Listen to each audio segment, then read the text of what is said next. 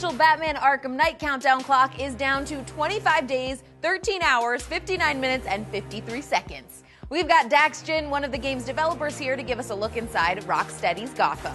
Okay, so there have been so many trailers. We're all super excited about this game, but what are you guys showing? What new features are coming up before E3? Right here, we've been talking a lot about what goes on around the main story. So, since we announced Arkham Knight, we've talked a lot about the return of the Scarecrow, the recruitment of the Arkham Knight himself, the Batmobile, but the United Rogues Gallery is really something that is a huge part of the game that we've barely talked about at all. So what we're giving right here is an opportunity for gamers to get hands-on with taking on these killer supervillains like Riddler or Penguin. You know, this is something that really fills out the game world and brings a whole lot of life to Gotham City itself. Nature always wins. So we've got this whole set of missions called the Most Wanted missions, and the main story path sort of weaves through them, and so you get a bit of a taste of them all. But if you then want to delve super deeply into one of them, let's say the Riddler is really grinding your grill and you want to get down and dirty with him, then you can focus on the Riddler and do all of the Riddler challenges. And then I've got to ask, obviously, like I said, we've seen some gameplay, but about how much gameplay have we seen so far?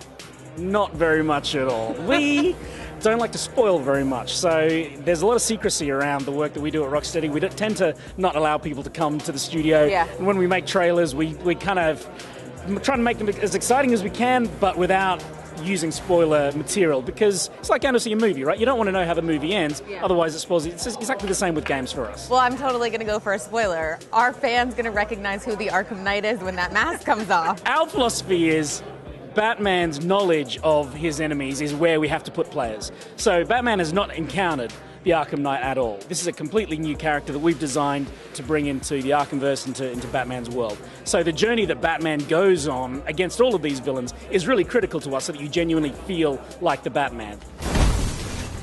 Look who it is. I can't say I'm surprised. I got to see a little sneak peek of something that looks pretty epic. What can you tell us about the Riddler racetracks? The whole Riddler cave puzzle track thing, it's massive and it's really kind of typical Riddler style, really sophisticated and complex. So he understands that with the Arkham Knight's forces on the streets, Batman's protection is the Batmobile. So everyone else is trying to get to Batman. Riddler's like, no, if I can destroy the car, I can then reveal the vulnerabilities in the man. So he's all about destroying the Batmobile by wearing it down and understanding how it works. So every time you engage with one of these puzzles, the Riddler is sort of tracking your behavior and then designing puzzles that will then try and beat Batman when it comes to the behavior of the Batmobile. It's personally my favorite bit of the game because I'm just a Riddler fanboy. So we got to see a little bit of the prophecy from Azrael in the trailer. How much is that going to play into the game? The prophecy that Azrael laid down at the end of Arkham City flowed through into the foundations of the narrative for Batman Arkham Knight. So, like, yeah, it's relevant, but I can't, that's all I'm going to say. But Azrael looks awesome. And then obviously we know we'll get to play as Batman, but in the previous game we got to do the separate levels as Catwoman. Will we get to play as other characters? Yes.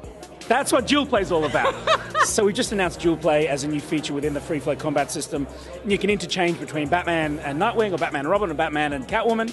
And it's just so awesome the way that it works because you get these dual team takedowns and they just set up so beautifully, and then you trigger them, and then boom, and it's like, because Batman is now at his most epic peak of power. He's never been more powerful, and then adding the Batmobile to that, that's his chariot, that's his sword and his shield. It's everything to him, and the whole game is built around the Batman and the Batmobile combination, man and machine. So be the Batman, be that Batman.